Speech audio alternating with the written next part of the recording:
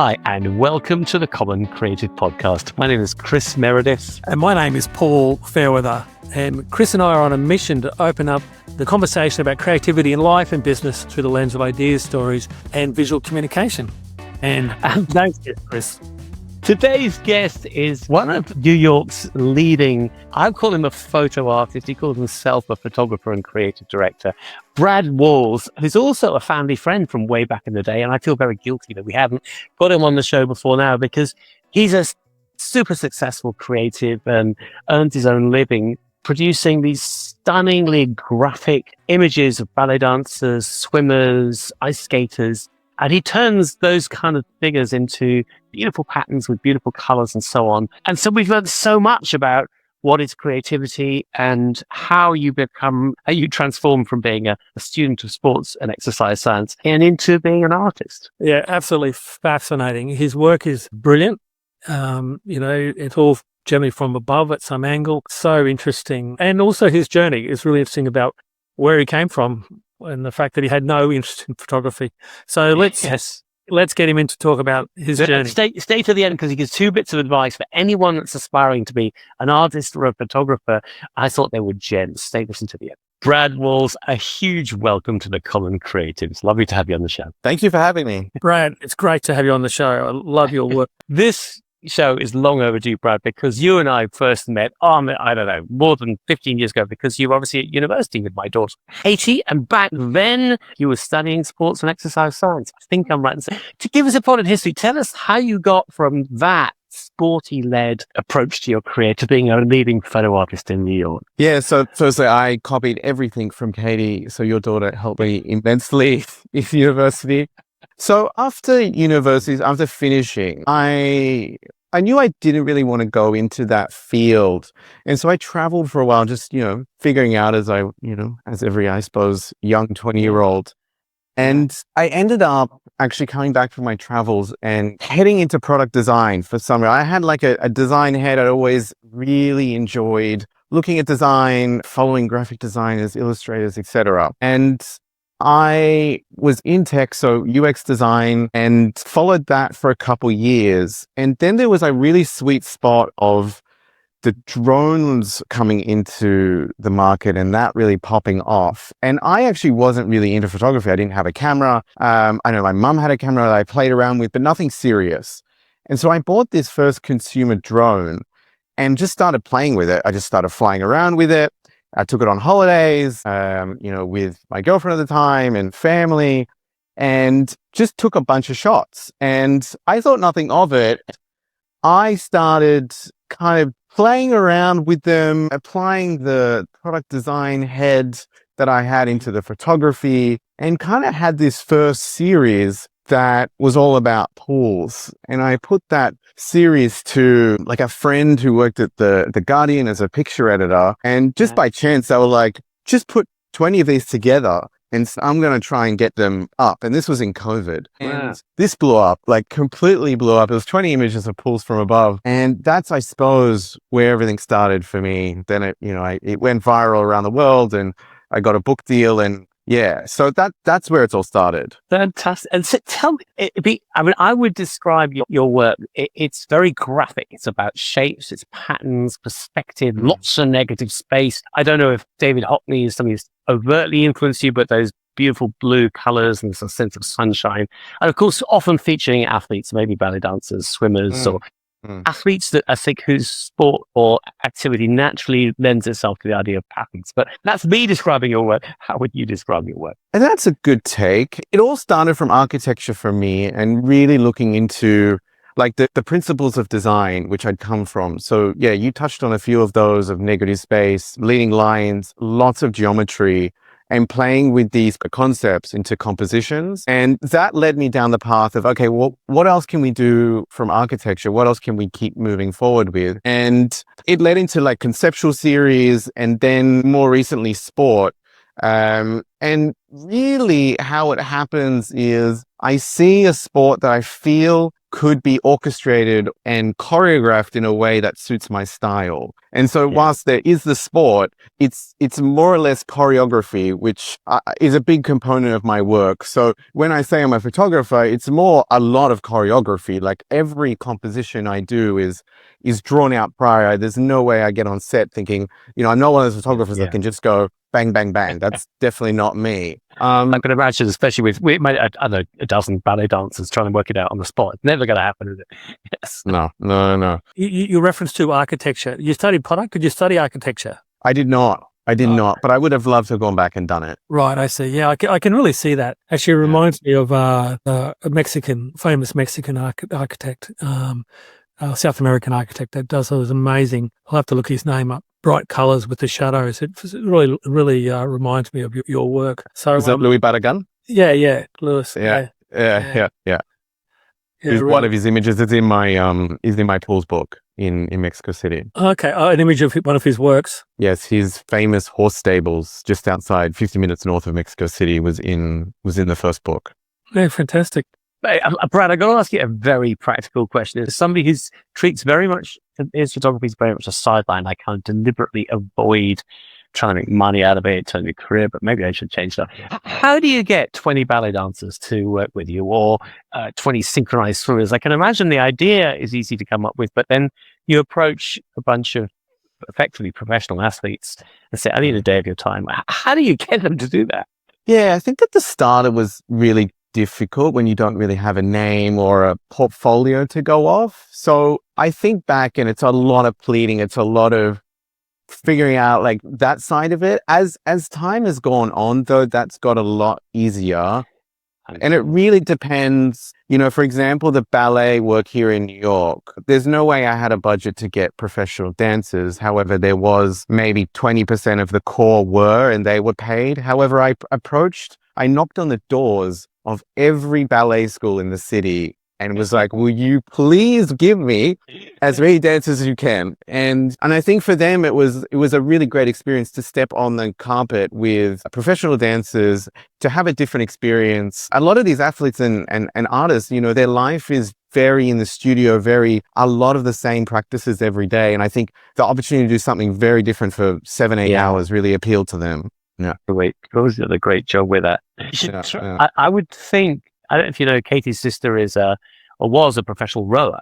I would imagine rowing would suit your style because the boats line the bodies up in very regular patterns. So there'd be a great opportunity with boats and those colors that they wear. It's just a thought for you. Yeah, for sure. I definitely see it. I reckon I could line up some rowers for you if needed. I'm interested in your titles. Some of them are a bit obscure, but there's one that really caught my eye this morning, and after hearing about your interest in architecture, Death by Perspective, which for our listeners is a person sprawled on a squash court in a corner. And so the red lines, and look, it really is, but I used to play squash, and so as a squash playing architect, I really relate to it, but I love the title as well. Yeah, I try and be quite, a little whimsical, coy with my names, try and get really people's attention with it. But that series actually was one of the first really bold, like conceptual, let's just put a drone in a squash court and see what happens. And a lot of my first series were like that. I don't know if it's going to turn out, and I may only have 2 or 3 images to work with, but at least it's worth the experiment to learn is this possible, and do I like this? And that's been a lot of how I've treated, like the first earlier series was like finding your aesthetic voice, your visual. It was a lot of just like figuring out what it is, right? And I think when people ask me that question, I'm just like, do everything, and then you start to refine. But that was a really fun series. I was going to ask about that because one of the themes in your work is the restraint, or what you're not putting in. I mentioned negative space, but it may be the colors that aren't in there. I mean, you treat very much the figures are very much part of a pattern. We don't often see their faces. How do you avoid getting distracted? How do you stay on in your lane? Yeah, it's a good question. I think just the modality of how I do it is the first constraint. Like I've only really stuck to either drone or a crane for every series. So in its essence, you have to abide by these rules from the start, right? So you only have this top-down, view, or a obtuse 30-degree or 60-degree angle from a diagonal. And so nothing has really been shot front on. I think I did one series and I didn't like it. So that's the first constraint. And then I suppose from there, it's the second constraint. Like in post-production, now I'm thinking about it. It's a lot of the experimentation is in the cropping and how you want to tell a story with, like, essentially what you only put in the frame, right? And I think that piece by Death by Symmetry, where, you have that leading line of that red into, the other side, and then straight down is the subject. And I think a lot of it is really formulaic in that way, that you only want to tell the story of where that line is going, and where you want the eye to be seen. So on colors, notoriously, like, I've never really like shot green. Like, it's just, I don't know, it's just like weird. It's just like I never really wanted to do that, or it's just like, stuff in your brain just doesn't really work. But like blues, reds, and maybe there's something to that I haven't thought about further, but I don't want to get too, analytical on that.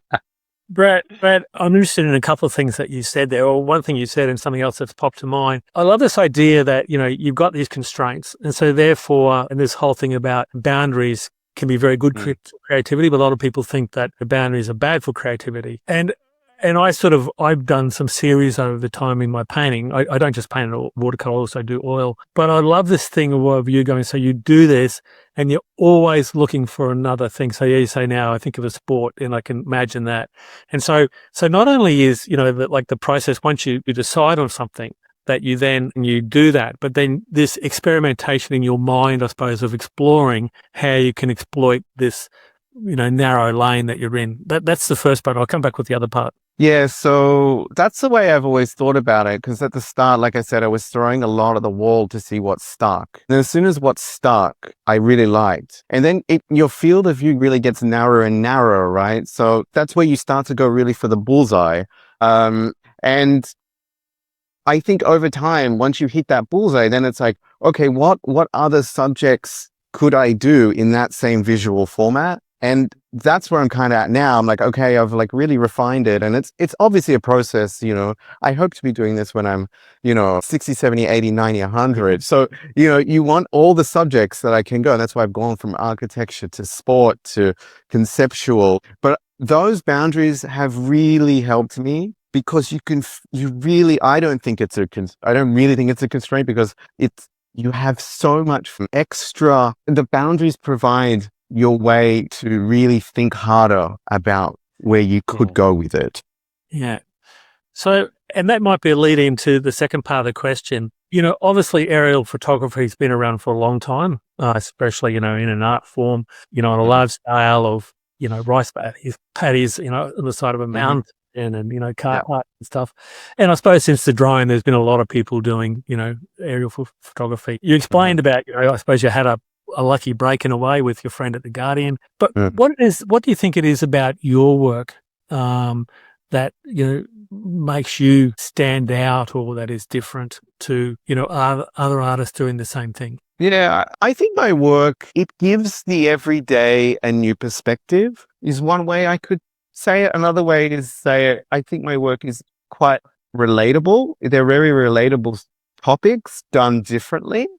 And I think that's kind of had the appeal. I mean, everyone knows tennis, or, everyone knows basketball, or like pools, but it's just the way it's seen is just slightly different. Let me jump in with a suggestion on that. I think one of the things that makes it stand out anyways, the temptation, I don't know if anybody listening's got a drone. I've got a drone, which I very rarely use. And your instinct with a toy like a drone is to say, I wonder how high it can go, how far away it can go. I'm going to push it geographically. And the idea of putting a drone in a squash court, kind of, who would think of that? And so I think my guess is that you're looking for the output, the lines, the patterns, and so on. And perhaps the drone is very much just a tool that gets you there, rather than I'm a drone photographer and therefore I've got to use drone techniques the whole time. I'm sure you'd deliver equally exciting work if you just had a long stick with a camera on the end. Yeah, you're right. It's really just the tool to get the output that I need. And like, for example, the ballet shoot I did here, because it was such large compositions, we used like a Hasselblad medium format, and just strapped it onto a crane. So that wasn't going to be a drone. Yeah. So no matter the tool, as long as I get the result I need, and most of the time, because I don't really like to have a crew. Like I like to just, fly into a city, do it quickly and get out. The drone technology now is so good that you can do that. But like for special projects like the ballet one, that needed to be like, you had a lighting crew and a camera crew, but project by project, it's different. I think that's really interesting. There was a thing, we had a guest last week, Miriam Schulman, who's a New Yorker. She's an artist, but she teaches people how to make money through their art. And she had this really interesting thing of talking about that you don't sell, the visual image. And there was a couple of things that you said there that sort of enlightened me to this. She had this example of, she had these two artists that both painted clouds, and their stories were very different. And one of them was basically, selling freedom. She'd come from physical abuse or childhood abuse. And so she said that, and it's not overt, but, the language that she talks about freedom. That's what clouds are. It's not about the cloudscape or, the visual contrast or anything like that. Mm-hmm. So you made a point there where you said, like, everyone knows tennis and, a lot of girls want to be a ballet. What is it you think that is? I can't remember. Chris, you might help me here. What she called that thing? It's like well, it's called a narrative. What's the story? It wasn't the word she used. I can't remember it. What is it that you think you're selling? What's the story? It's a good question. I've never led too heavy with the narrative of my work because I think that's not why I do it. I'm deeply obsessed with visuals. I'm deeply obsessed with how these things make my brain feel when I'm doing them. And I think the story is really, like, for example, the story that I just did of the one that I just did, this Red Bull diver in his retro glam fit, kind of this tension of these two worlds. And I go into that thinking, well, I love the world of the Vogue 20s. There's something of this like aspirational freedom that I love. And I also love the athleticism of these Red Bull divers. So yes, there is some, liberty, freedom part of that. And also, this feminism play of, strength and power. But in full honesty with you, it is not the primary thought of why I do this. Sorry, Chris, it wasn't story. Sorry to interrupt. It was a narrative. What she was talking about was the feeling. And what I look at the feeling was, and I think about it, like in terms of thinking about your work, whether it's that voyeurism or that, that perspective you talked about earlier with the thing, there's something in there that looking, like with someone that's fear of heights, it's being able to look down, it's observation, it's sort of, I don't know, I think it's, and it doesn't need to have anything because, like she teaches this to people so they become successful. You're already successful, so you don't need it. But it wasn't really more about the feeling that people relate to, so. Yeah. I'm going to answer a question for you, Brad, if I may. I don't know if it may help you, or you may think it's complete rubbish. I think it's about possibility. The reason I say that is because you said they're subjects we've all seen: ballet dancers, swimmers, high divers, cyclists, whatever it may be. But we've never seen them portrayed the way you portray them. And I think the message is, even everyday things that you might see every day, if you think about it, it's possible to see it in different ways. And so I think it's a lovely challenge to say, have you ever thought about cyclists or swimmers in this way? And if you haven't, how would you see them if you looked at them in your own way? To me, the word is possibility. Yeah. I also will pick up something that was just said on terms of most people do believe that I'm very far away and, this perspective is, all encompassing. However, I actually really think it's intimate. I really try and put this intimate play on aerial photography that is there. And someone had said this to me prior, and it really started to mull over in my brain that it is more intimate than comes across in being described as aerial photography. And I really have honed in on that to make these compositions more intimate, that you're feeling like you're there with them. So yeah, because, obviously you're not in a handheld, you're not at a close-up range, but I want to try and be as intimate as possible. It's all almost that out-of-body experience. Yeah, exactly. But how do you describe yourself? If somebody says, what do you do? You're an accountant or a doctor. How do you answer that question? It's now lead with creative director and photographer. It used to always be photographer, but there's, I suppose, more to it now. But like if we were to like go to the sentence further, I'm just like deeply curious person. Like for example, a lot of these projects I do, like I went to Milwaukee and shot skaters that have lived in Milwaukee and they're Olympians. And a lot of the part of the process is just like chatting to these people and be like understanding what their life is like. And I think that's like one of the biggest parts of it is to understand these people's lives because it's so interesting and they're so deeply talented.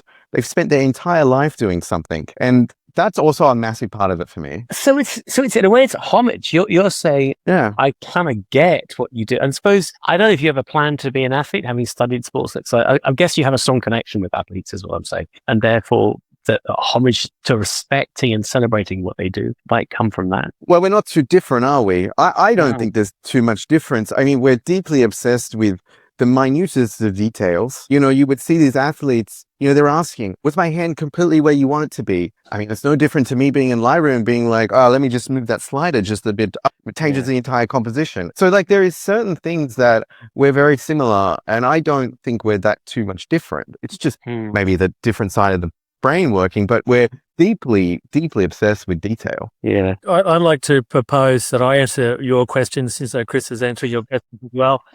Now, what do you call yourself? It's interesting. I've been my whole life, I've been an architect and also a painter, and I've been a speaker and a painter, a workshopper and a painter, an artist.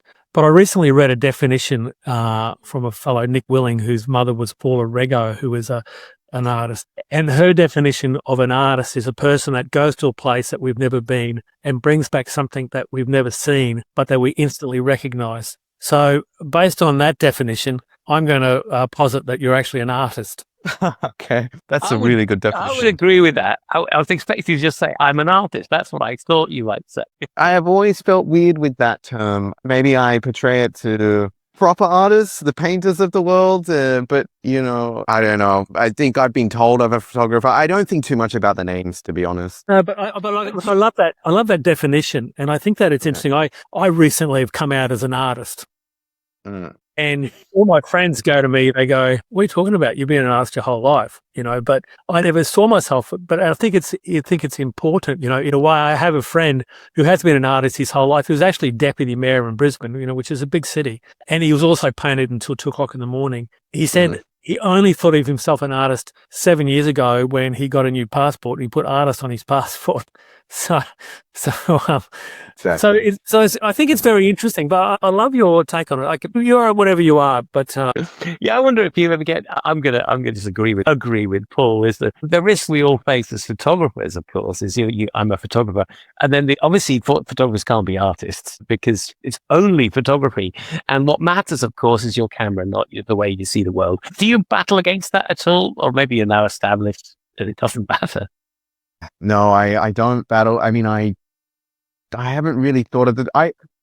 The photography world, to me, I never really dived into it too hard. Like the photography blogs, like really initially when I started my career, when I started to like reach out and like, hey, like I've got this series, they weren't too like welcome into my work. I think it was maybe just a bit new. So I pushed away, I suppose, from that world.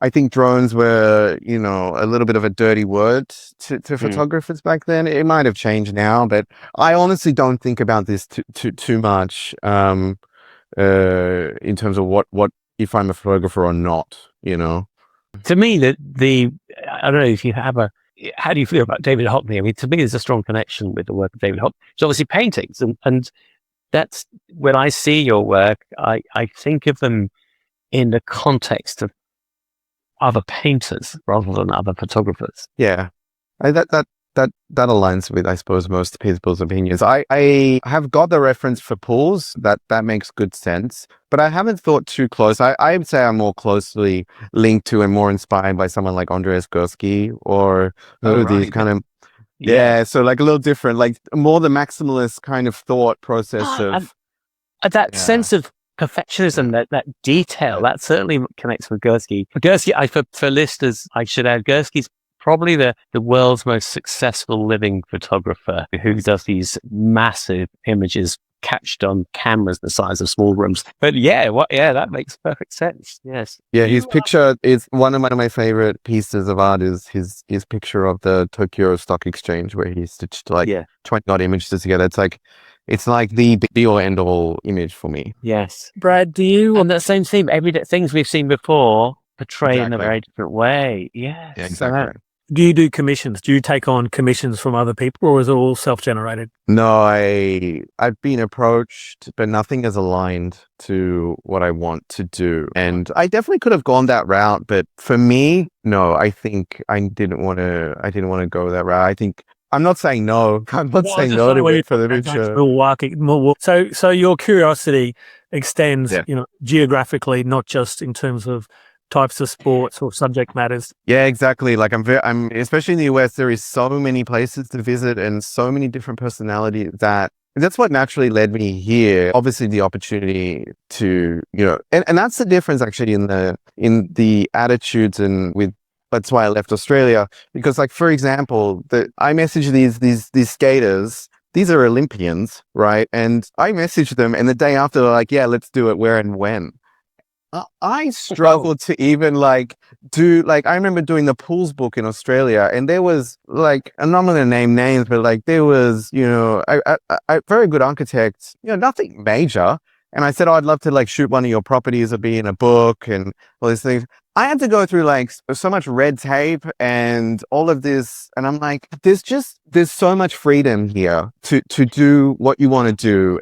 And everything is met with, yes, how are we going to do it rather than no. And that's why I'm really here, because you have so much opportunity to really express yourself. That's great to hear. That's great to hear. Yeah, unfortunately, coming close to end time. So, Chris, ask another question. I can't resist. I've got one more question before we wrap up. If I think I'm right, so your latest exhibition collection is called Passe, is that right? And it's got this single-minded. It's all about red. Yeah. And so in a way, your palette's coming even tighter to find one color. And I think it was presented in the gallery that was entirely decorated in red. Yeah. Where's it all leading? Where next? Where are you heading? Yeah. So let me just talk about the design principle there. So it's like 60-40-10 or 60-30-10. So it's like 60% was red, 30% was the white, 10% was the skin color. I really do think quite thoroughly about each series and how that works. Yeah, Passe was incredible. We did it in New York, and we had all the ballerinas there on the exhibition. Where's next? In terms of my art or showing it? Yeah. No, your art. Yeah. I don't think too far ahead. However, I think I'm really still enjoying exploring new subjects from still the same perspective and angle, really narrowing down further. For example, I may be doing an orchestra soon, which is very cool. Yeah. So it's how you can apply the same visual aesthetic over different subjects, and thinking. But I honestly have a Pinterest board that just is weird stuff. And honestly, it's just a whole different subjects and thinking, is there a 60-degree angle there? Is there a way we can play the negative space? Is there a way to show this differently? And that's across everything. That's orchestras. That's everything. You got me thinking about the bookshelves in the background right now, going, hey, there's some lines. Yeah, I could see it. But exactly. Nothing specific, but I try and do 6 to 8 projects a year. And I try not to think about if they're going to sell or not. For example, majority of my career has been made out of only 15 pieces, and I've done 350 or something. Right. So, some hit, some, a lot don't. Yeah, of course. Brad, one final thing for our listeners, just one nugget. Look, wherever it might be, but I suppose one of the things that I've picked up on is this amazing change that you allowed yourself to be open, to pursue a different career, although you didn't know what it was going to be. Do you have any word of advice to our listeners about for an aspiring artist or an aspiring photographer? What would you say? Good question. I always have to remind myself to a few different things. It's one, really find the thing you enjoy and really just do it because you enjoy it and there's no outcome of it. And that I've had to be reminded of that especially on the financial side of things, living in New York, it's tough. It really pushes you. And I got a lesson of that last year. And I really think you need to do it for the right reasons and do not think about the output of trying to monetize something very quickly. 2, be patient. Always need to be patient. I cannot stress this enough. There's moments where you feel like you're, like for example, you're in the New York Times and then you're killing it. And then 3 months later, you make 0 money. So you really just need to be patient and watch the curve if you want to find it trend up. But those are the 2 I would say that have really helped me, is don't think so much outcome and just be patient. Be patient. That's a fantastic advice, Brad. It's been a huge pleasure to reconnect with you, Brad. Thank you. It's been amazing. Yeah, thank you so much, Chris and Paul. It's been really cool. Yeah, wonderful conversation, Brad, and congratulations on your work. Thank you. Thank you so much. What a great show. And I am feeling guilty because he not only is a great artist, but I think also able to articulate so many ideas that are useful to other creatives. So definitely a star guest from the point of view of the common creative. What did you learn, Paul? Look, I learned so much, and there's things that he does that I admire that I couldn't do, like sticking to my lane as a person that looks at many different things all the time. But I really love the reward that he's got from sticking in his lane and exploring. So I found that inspiring because I've started painting in oils again, and I'm painting on a theme. And so I'm looking to see how I can explore that. So really brilliant. It's great. It's always great to see. You say he's a New York artist, but he's locally as an Aussie. It's Australian. Yeah, he's from Sydney. Yes. Yeah. I agree with that. He talks about curiosity and that eye for detail. But so that when he's looking at something, he's looking for angles and colors and shapes. And he mentioned, for example, taking photographs of an orchestra. And when you say that word, in your mind, you see all the violins and the brass section and so on. I'm sure he's looking for roots and repeating shapes. And so straight away, seeing that world very differently. And I think it's exciting to meet somebody who would see an everyday object and look at it differently. And when he mentioned Gursky, whose works sell for by millions of dollars. He's super successful photographer, if you call him that. And I think his reference to Gursky makes perfect sense. It's not arrogant at all. I think he's looking for patterns and shapes in everyday things. So yeah, I have a feeling we're going to see much more of him, and he's going to be super successful. Yeah, and look, we'll put a link to Gursky's work in the show notes as well, so you can check that out as well. So look, if you've enjoyed this episode, please hit the follow button, the best thing you can do. And what else can they do, Chris? Yeah, give it a rating, and I'm going to give you a very strict direction on this. Give it a 5-star rating. I thought Brad was so good, so interesting to talk to. Don't you dare give it anything other than a 5-star rating. And of course, tell your mates, if you've got a camera, if you're a photographer, you know a photographer, and you think they would benefit from listening to it, please tell your mates, spread the word about the Common Creative Podcast. Yes, without whether it's photographers or anybody that wants to understand creativity better. Well, that was a little joke. If you've got a camera, I'm assuming you're on a smartphone, which means you're all photographers. Therefore, you should all listen to this show. And we'll see you for next week's show. Ciao. See you then.